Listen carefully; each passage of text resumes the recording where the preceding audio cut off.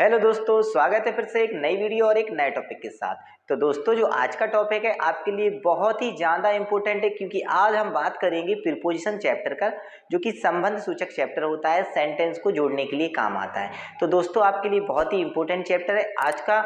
आप जो चैप्टर है अच्छे से समझ लेना, वीडियो पूरी देखना, वीडियो स्किप नहीं करना दोस्तों। 101% कहता हूँ कि आज का चैप्टर आपके लिए ग्रामर है बहुत ही ज़्यादा यूजफुल रहेगा। तो चलिए दोस्तों, वीडियो शुरू करते हैं और आपको चैप्टर हम समझाते हैं आसान भाषा के साथ और इजी पैटर्न के साथ। चलिए दोस्तों, देखिए प्रीपोजिशन चैप्टर होता है संबंध सूचक, सीधा सीधा मतलब होता है सेंटेंस को जोड़ना।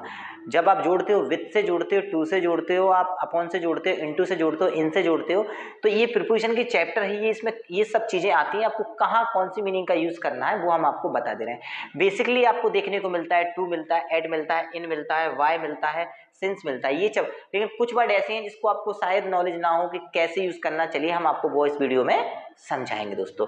तो सबसे पहले बात करेंगे हम ऐड का उपयोग कहाँ करना है दोस्तों। ऐड का उपयोग करेंगे हम छोटे स्थान या कस्बे के लिए। जैसे मैं गांव में रहता हूँ, ठीक है ना, तो I live at home at village, या एट होम मैं घर पर रहता हूँ। तो आप छोटे स्थान या कस्बा है, आप ऐड का उपयोग करोगे। इसी तरीके से छोटी चीजें या स्थान के लिए आप याद रखना, तो वहां इन ऐड का उपयोग करना। इनका उपयोग बड़े देशों के लिए, जैसे मैं झांसी में रहता हूँ, आई लिव इन झांसी, तो एक बड़ा शहर है, इनका उपयोग। इनटू का उपयोग करना है गतिशील अवस्था के लिए, जैसे कि हम कुएं में कूदते हैं, बिल्ली टेबल पे चढ़ती है, तो जब हम जंप करेंगे तो ऐसा तो नहीं है हवा में रुक जाएं, डायरेक्ट हम किस चीज पे दौड़ेंगे। कुएं में नहाएंगे तो डायरेक्ट कूदेंगे, बीच में रुकने का कोई काम नहीं है। तो गतिशील अवस्था, तो इनटू का उपयोग करना। टू को स्थान होना चाहिए, स्थान के लिए, जैसे I am going to home, तो जब स्थान की बात हो तो टू का काकी के लिए होता है, तो स्थान के लिए आप टू यूज करते हैं।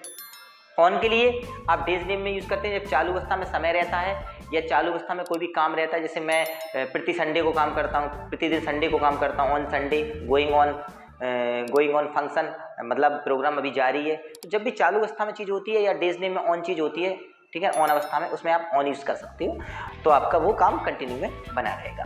अपॉन का उपयोग गतिशील अवस्था में होता है, jump into upon the table, जैसे जंप इनटू द टेबल होता है, ये आप किसी एनिमल्स या फिर आप इंसान के लिए भी यूज कर सकते हैं, लेकिन आपको सेंटेंस के अनुसार देखना पड़ेगा। ऐसे ही अपॉन का यूज होता है।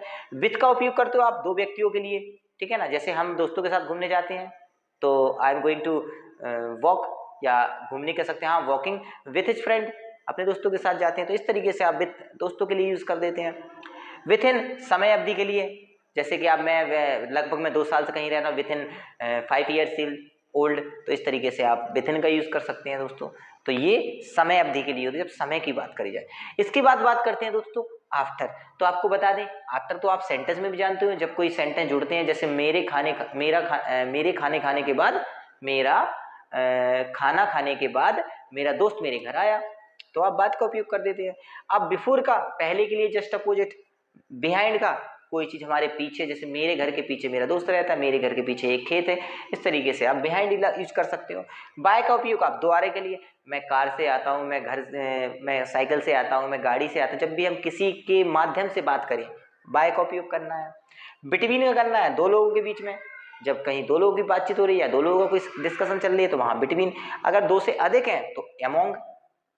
और सिंस का उपयोग आप जानते हो किसी सन के लिए, since Monday, since Tuesday, since morning. For का उपयोग जानते हो घंटा के लिए। और एबव, अंडर, या ओवर, या बिलो, नीचे के लिए। तो ये ध्यान रखना, जब भी हमारे सिर के कोई ऊपर होता है तो हमेशा over my head, above my head.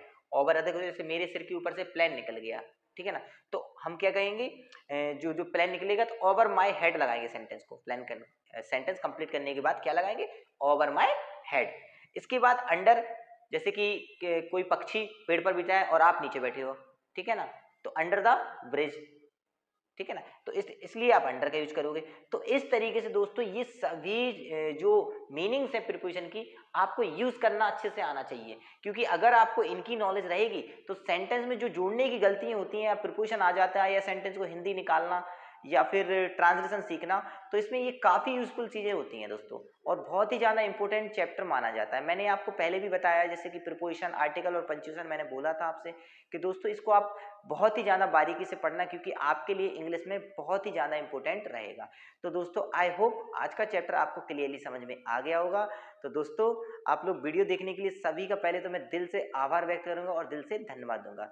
तो दोस्तों अगर वीडियो अच्छी लगी तो एक लाइक और चैनल को प्लीज़ सब्सक्राइब जरूर कर लेना। सभी को आभार व्यक्त करता हूँ। जय हिंद, जय भारत।